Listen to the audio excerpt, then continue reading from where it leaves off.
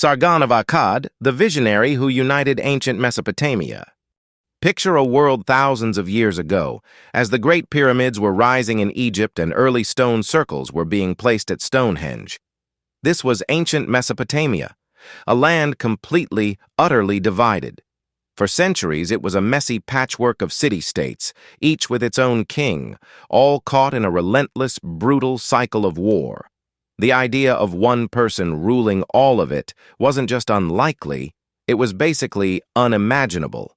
This was a world defined by massive walls, where cities like Ur and Uruk saw each other as rivals, not neighbors. Peace was just the quiet moment you spent getting ready for the next fight. But out of this chaos, one man was about to rise. He wasn't born a king, he wasn't a priest, he was, according to legend, a humble cupbearer with a vision nobody else had. His own accounts would later boast of winning 34 battles, but his real genius wasn't just on the battlefield. It was in inventing the very blueprint for what an empire could be. This is the story of Sargon of Akkad, the man who didn't just change the map, he changed the rules of power forever. To really get what Sargon pulled off, you have to picture the world he was born into. The land between the Tigris and Euphrates rivers, known as Sumer, was a collection of powerful, independent city-states. Each had its own king, its own patron god, and its own heavily guarded borders. Power was a revolving door. One decade, the king of Uruk might be on top. The next, he could be crushed by an alliance from Lagash and Umma. This system had been the norm in Mesopotamia for 1,000 years. And into this world, Sargon arrives more as a legend than a historical figure. Much of what we know about his early life comes from the Sargon birth legend, a story written long after he was gone. The tale claims his mother was a high priestess who set him adrift on the Euphrates River in a reed basket to hide his birth. It's a story that sounds a lot like the later tale of Moses, a classic way to frame a hero as someone special, set apart from any royal family tree. As the legend goes, the baby was found by a gardener named Aki, who raised him. Somehow, Sargon made his way into the royal court of Kish, one of Sumer's most dominant cities. He rose to become the cupbearer for King Ur-Zababa, and this was no simple servant. The cupbearer was a trusted confidant, a man with real influence who stood at the king's right hand. It was from this powerful position that Sargon would make his move. While we can't prove the legend is true, it served a brilliant political purpose. It cast Sargon not as just another power-hungry king, but as a self-made man, a true king, which is exactly what his chosen name, Sharukin, means in the Akkadian language. The rise to power. Sargon's story shifts from myth to history with his clash against the most powerful man in Sumer, Lugalzagesi of Uruk. Lugalzagesi was a force to be reckoned with. He had already managed to unite the major Sumerian city-states, and his inscriptions boasted that he ruled from the lower sea, the Persian Gulf, to the upper sea, the Mediterranean. While most historians believe the claim about reaching the Mediterranean was probably an exaggeration, it shows his immense ambition. The exact details of Sargon's falling out with his own king in Kish are murky, lost to ancient court politics. But what's certain is that Sargon didn't just survive, he emerged as a rival power. He built his own capital city, Akkad, a city whose precise location is still one of history's great unsolved mysteries. And from Akkad, Sargon launched his own campaign for control. The decisive showdown came against Lugalzagesi. After a major battle, Sargon captured the mighty king. In a brilliant move of political stagecraft, he didn't just execute him.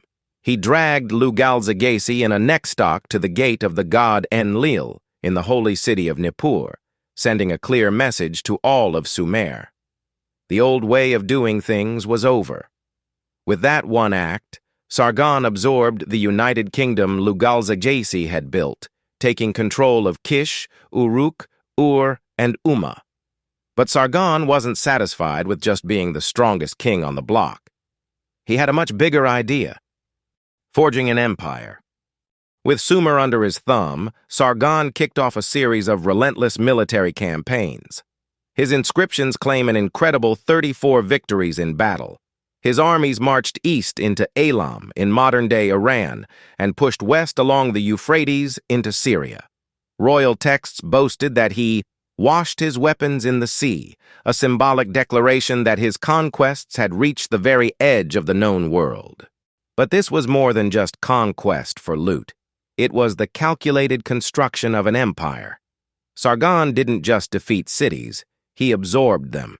He had the walls of rebellious Sumerian cities torn down, a powerful symbol that stripped them of their former independence. He then installed loyal Akkadian-speaking officials as governors to replace the old ruling families who might stir up trouble. In a move that blended religious and political power, Sargon appointed his own daughter, Enheduanna, as the high priestess of the moon god Nanna at Ur. Enheduanna would become a legendary figure herself and is now recognized as the world's earliest known author by name. Through these actions, Sargon created what is often considered the world's first multi-ethnic territorial empire, uniting Sumerian and Akkadian speakers under a single authority. The great innovator. Sargon's real genius, and what makes him so important to world history, was his insight that conquering an empire is one thing, but actually running it is something else entirely. That required some truly radical thinking for his time. First, he changed how armies worked. Before Sargon, armies were mostly made up of citizens called up for war. He created what might be the world's first professional standing army. Inscriptions mention a core group of 5,400 soldiers who ate bread daily with the king, meaning they were full-time warriors loyal only to him. This army was equipped with Bronze Age weapons like copper helmets and pikes and featured large groups of archers with powerful composite bows. Second, he built a centralized government to manage his new territories. Sargon set up a bureaucracy of loyal governors who collected taxes, funneling wealth from across the empire back to Akkad to pay for his army and other projects. To hold it all together, he established an impressive communications network, a system of roads and official messengers that could quickly move correspondence on clay tablets. While not a postal system in the modern sense, it was a vital tool for managing a realm that stretched from modern-day Iran to Turkey.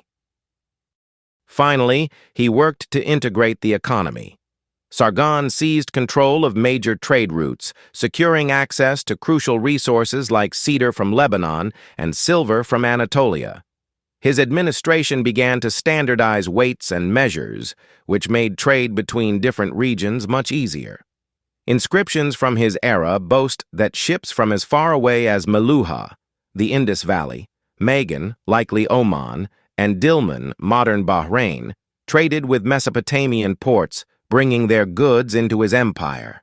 For the first time, the economies of the Near East were being pulled into a single massive system managed from the center. Legacy and decline. Sargon the Great ruled for over 50 years, an incredible reign for his time, and likely died of natural causes around 2279 BCE.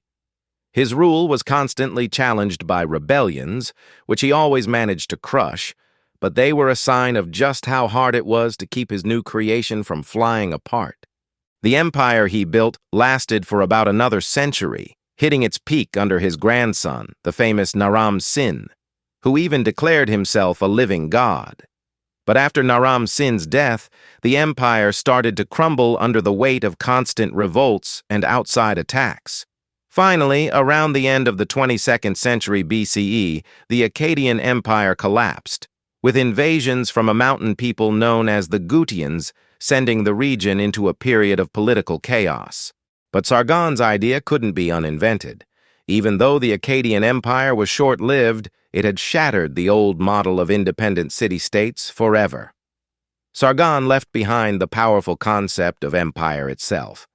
Later Mesopotamian rulers, from the kings of Ur to the powerful emperors of Babylonia and Assyria, would all see Sargon as their model. They copied his titles, his administrative innovations, and his military traditions. For nearly 2,000 years after his death, Sargon was remembered as the ultimate king, the man who set the standard for every empire builder who followed. Conclusion. From a cupbearer with a mysterious past to the ruler of the known world, Sargon of Akkad was far more than a conqueror. He was a genuine innovator.